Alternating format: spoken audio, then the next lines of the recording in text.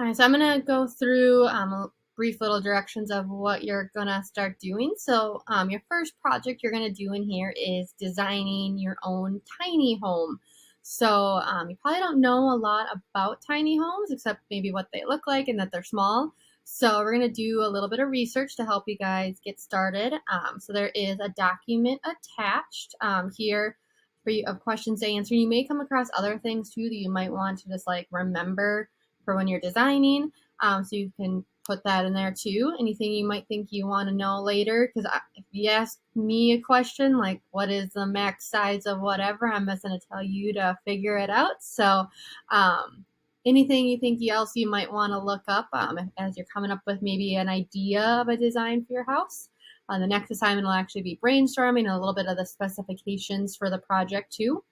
But here is what that little worksheet looks like. Don't mind all my tabs. So at a minimum, these are the questions that you're gonna need to know. I found a couple of websites to help you get started. There is like other links and tabs within them that might help you too, especially this tinyhomebuilders.com. That website's all about tiny homes and building them. So like what qualifies as a tiny home? Is there a specific size? Like obviously the normal house that you live in is too big to be considered a tiny home, I'm guessing. So what is the sizing or any rules like that? What features or amenities are common? Like, do they normally have a full bath, a 3/4 bath, a lofted bed? Do they normally have a dishwasher or not? Or a full-size fridge or like a smaller fridge? Things like that. Like, how does storage work? Things like that. I keep saying that a lot. Sorry. What rules or regulations you need to be aware of? So if it's a home that you plan to like be on a trailer bed and drive around from campground to campground, it has to be able to fit on a road. It can't be like oversized or things like that. Again, I said things like that.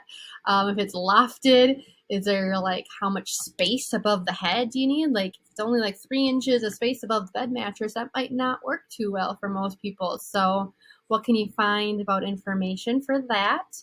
How are the walls and floors constructed? So like when you go into Revit to actually design the walls, like is it wood studs and what kind of insulation, what layers are you going to need to like build that wall style in Revit, and floor and ceiling even too. So you can look up any ideas that you have for floor plans. You can put in pictures here to help give you inspiration.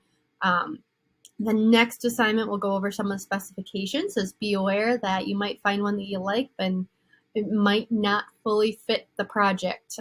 So just be aware, maybe just brainstorm ideas, things that you like, or maybe there's a certain outside look that you want to try and go for.